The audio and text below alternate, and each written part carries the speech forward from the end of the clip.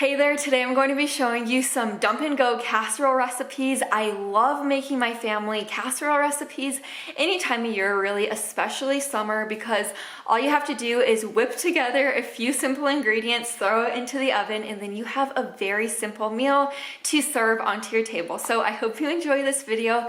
Let's head to my kitchen and start cooking. We're getting kicked off today with a classic. This salsa chicken casserole is so good. To begin, I have 2 chicken breasts. I'm just cutting them into 3 smaller pieces. I'm going to set this to the side. Now I have my casserole dish. This is my smaller casserole dish. It's the equivalent to an 8x8 baking dish. I sprayed it with plenty of nonstick spray and then added 1 can of drained and rinsed black beans, 3/4 cup of basmati rice, 1 cup of frozen corn. Next, you'll add 16 ounces of your favorite salsa. I had this can of salsa that I needed to use up in my pantry, so that's why I used a can, but like I said, use any type of salsa you like. Half a teaspoon of chili powder and oregano, 1 cup of chicken broth, and then lastly, you will add in the chicken pieces that we just cut up. Make sure you do kind of push the chicken pieces down so they are mixed in with the casserole. This is going to bake on 375 degrees covered with aluminum foil for about 40 to 50 minutes. After that 40 to 50 minutes, you're going to pull this out of the oven, cover it with plenty of some shredded cheese, and then stick this back into the oven to bake for an additional 10 to 15 minutes to get the cheese nice and melty.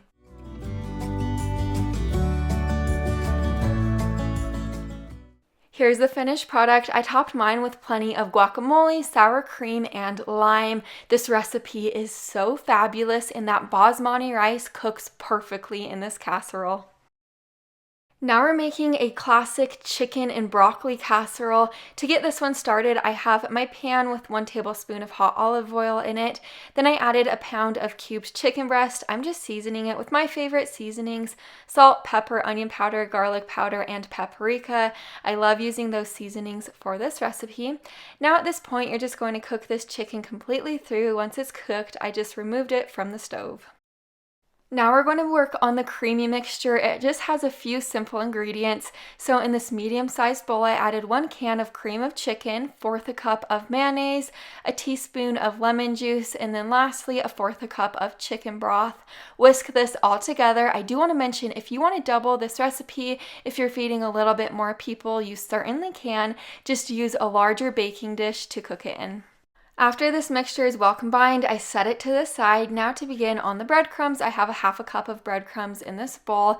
I use the Italian style breadcrumbs.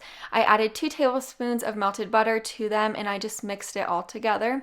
Over to my smaller casserole dish, or you can use an 8x8 baking dish, I added our cooked chicken along with 1 bag of some frozen defrosted broccoli, about 12 ounces. Mix this all together. After you mix the chicken and the broccoli together, add the creamy mixture and then mix everything to combine.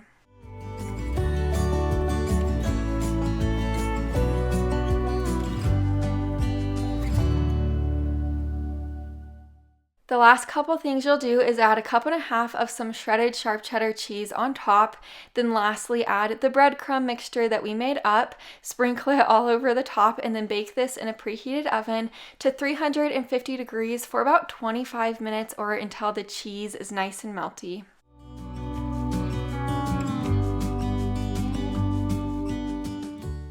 Here's the finished product. This meal is so good. It has a ton of great flavor. It's beautifully creamy on the inside, and then the outside has that nice crunch from the breadcrumbs. My entire family loves it, and here's my little daughter Brinley. She's just playing on the floor, waiting for me to serve her plate of food. If you've been on my channel for a while, you know how much my husband loves enchiladas, so now that's what we're making. In this bowl, I have a little over 1 pound of some shredded chicken. I just boiled mine up in my Instant Pot and then shredded it from there. Or you could boil yours up however you choose to do so, or use a rotisserie chicken for this recipe. I added 1 can of Rotel to the chicken, gave it a really good stir. Now over to my cutting board, I have 10 corn tortillas. I'm going to be cutting these corn tortillas into 4 smaller pieces.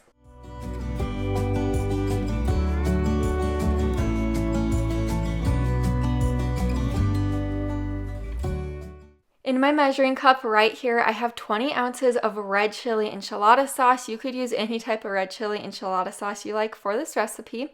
I poured a little bit on the bottom of my 2-quart casserole dish, and then you'll place a layer of the corn tortillas that we cut into smaller pieces. Next, you'll add some of the chicken that we shredded with the rotel, and then in this other bowl, I have cheese. The cheeses that I'm using for this recipe is a cup of some shredded cheddar cheese and a cup of Monterey Jack cheese.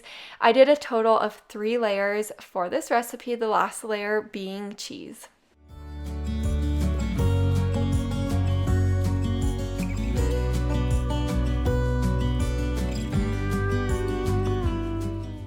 Cover your casserole with aluminum foil and bake in a preheated oven to 375 degrees for 30 minutes. Then take the foil off and continue to bake for an additional 10 to 15 minutes.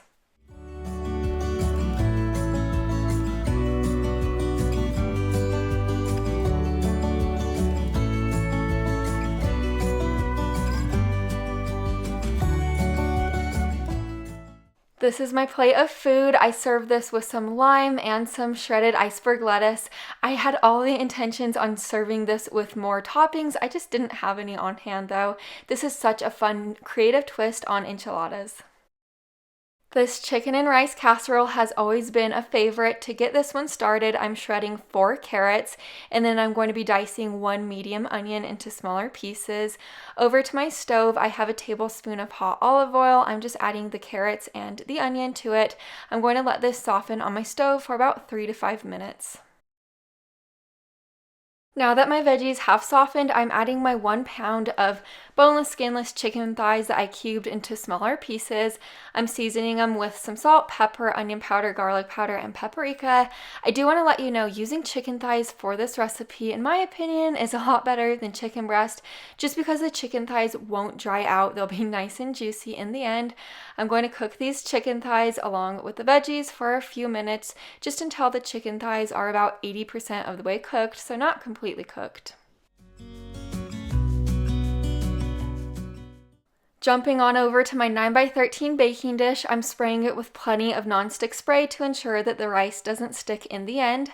I just added the chicken mixture that we just made up to my baking dish, along with 1 cup of basmati rice, 2 cups of chicken broth. Then you'll stir this all together and then bake this covered with aluminum foil on 450 degrees for about 40 minutes or until your rice is nice and tender.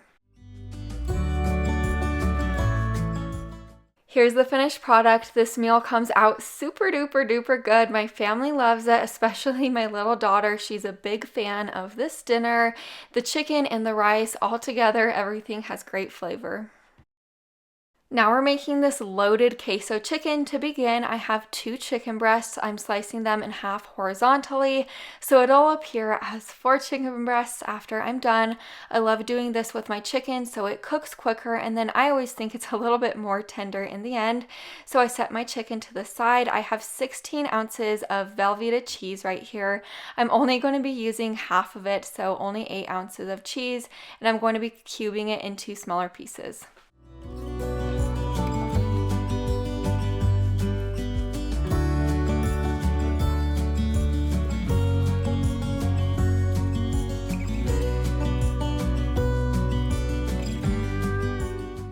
Over to my large round casserole dish, or you could use a 9x13 baking dish. I sprayed it with nonstick spray, and then I added my chicken in. Next, you'll add 1 drained can of corn, a drained and rinsed can of black beans, a can of rotel, and then a couple tablespoons of your favorite taco seasoning. Stir this mixture all together to get the taco seasoning combined.